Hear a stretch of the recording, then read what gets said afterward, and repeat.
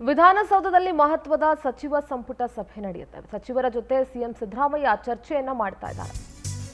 ವಿಧಾನಸೌಧದಲ್ಲಿ ಮಹತ್ವದ ಸಚಿವ ಸಂಪುಟ ಸಭೆ ನಡೀತಾ ಇದೆ. ನಿನ್ನೆಯಷ್ಟೇ 3 ಕ್ಷೇತ್ರಗಳ ಉಪಚುನಾವಣೆ ಮುಗಿದಿದೆ. ಸಚಿವರ ಜೊತೆ ಚರ್ಚೆಯನ್ನ ಮಾಡ್ತಾ ಇದ್ದಾರೆ ಸಿಎಂ ಸಿದ್ದರಾಮಯ್ಯ.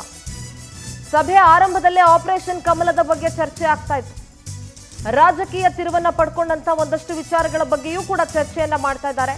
ಕೋವಿಡ್ ಹಗರಣದ ತನಿಖೆಗೆ ಅಸ್ತು ಅನ್ನುತ್ತಾ ಸಂಪುಟ ಅನ್ನೋದನ್ನ ಕೂಡ ಇಲ್ಲಿ ಗಮನಿಸಬೇಕು. ಇಂದಿನ ಸಚಿವ ಸಂಪುಟದಲ್ಲೇ ತೀರ್ಮಾನವನ್ನ ಕೈಗೊಳ್ಳುವಂತಹ ಸಾಧ್ಯತೆ ಇದೆ.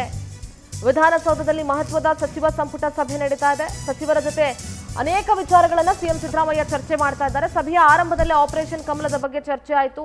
ರಾಜಕೀಯ ತಿರುವನ್ನ ಒಂದಷ್ಟು ವಿಚಾರಗಳು ಪಡ್ಕೊಳ್ತು. ಮುಸ್ಲಿಮರಿಗೆ ಕಾಮಗಾರಿಗಳಲ್ಲಿ ಮೀಸಲಾತಿ ವಿಚಾರ ಇರಬಹುದು, ವಕ್ಫ್ ಬೋರ್ಡ್ ವಿಚಾರ ಇರಬಹುದು, ಇದೆಲ್ಲವೂ ಕೂಡ ರಾಜಕೀಯ ತಿರುವನ್ನ ಪಡ್ಕೊಂಡಿತ್ತು. ಆ ವಿಚಾರಗಳ ಬಗ್ಗೆ ಕೂಡ ಚರ್ಚೆ ಮಾಡ್ತಾ ಇದ್ದಾರೆ. ಕೋವಿಡ್ ಹಗರಣದ ತನಿಖೆಗೆ ಸಂಪುಟ ಅಸ್ತು ಅನ್ನುತ್ತಾ ಇವತ್ತೇ ತೀರ್ಮಾನವನ್ನ ತೆಗೆದುಕೊಳ್ತಾರಾ ಅನ್ನೋದನ್ನ ಕೂಡ ಕಾದ್ ನೋಡ್ಬೇಕಾಗತ್ತೆ.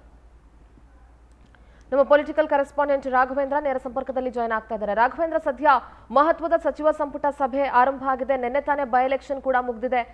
ಚುನಾವಣೆ ಅಥವಾ ಮತದಾನ ಇದೆಲ್ಲದರ ಬಗ್ಗೆ ಚರ್ಚೆ ಮಾಡ್ತಾ ಇದ್ದಾರೆ. ಜೊತೆಗೆ ಕೋವಿಡ್ ಸಂದರ್ಭದ ಹಗರಣಗಳ ತನಿಖೆ ಬಗ್ಗೆನೂ ಕೂಡ ಚರ್ಚೆ ಆಗುತ್ತೆ ಅನ್ನುವಂತಹ ಮಾಹಿತಿ ಸಿಗ್ತಾ ಇದೆ. ಸದ್ಯ ಸಚಿವ ಸಂಪುಟದ ಅಪ್ಡೇಟ್ಸ್ ಏನಿದೆ?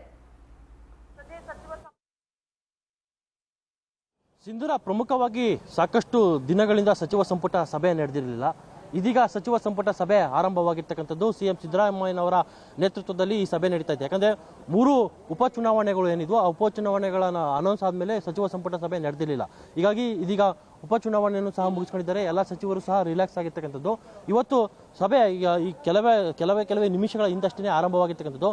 ಸಭೆ ಆರಂಭವಾದ ಮೊದಲನೇ ಆಪರೇಷನ್ ಕಮಲದ ಬಗ್ಗೆ ದೊಡ್ಡ ಮಟ್ಟದಲ್ಲಿ ಚರ್ಚೆ ಆಗ್ತಾ ಇರ್ತಕ್ಕಂಥದ್ದು.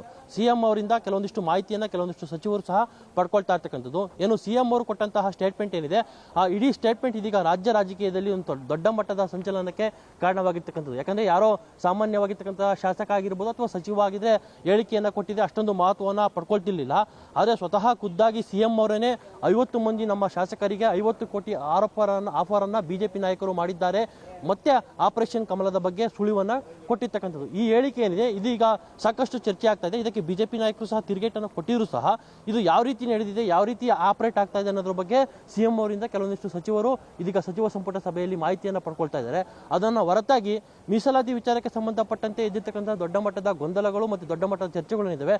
ಅದಕ್ಕೆ ಸಂಬಂಧಪಟ್ಟಂತೆ ಸಹ ಚರ್ಚೆ ಆಗ್ತಾ ಇದ್ದಾವೆ. ಜೊತೆಗೆ 3 ಕ್ಷೇತ್ರದ ಉಪಚುನಾವಣೆ ಏನ್ ನಡೀತು, ಆ ಉಪಚುನಾವಣೆಯಲ್ಲಿ ಕಾಂಗ್ರೆಸ್ಗೆ ಆಗಿರ್ತಕ್ಕಂತಹ ಪ್ಲಸ್ ಪಾಯಿಂಟ್ ಬಗ್ಗೆ ಪ್ಲಸ್ ಮೈನಸ್ ಪಾಯಿಂಟ್ ಬಗ್ಗೆನೂ ಸಹ ಕೆಲವೊಂದು ಸಚಿವರು ಸಿಎಂ ಅವರ ಗಮನಕ್ಕೆ ತರ್ತಾ ಇದ್ದಾರೆ.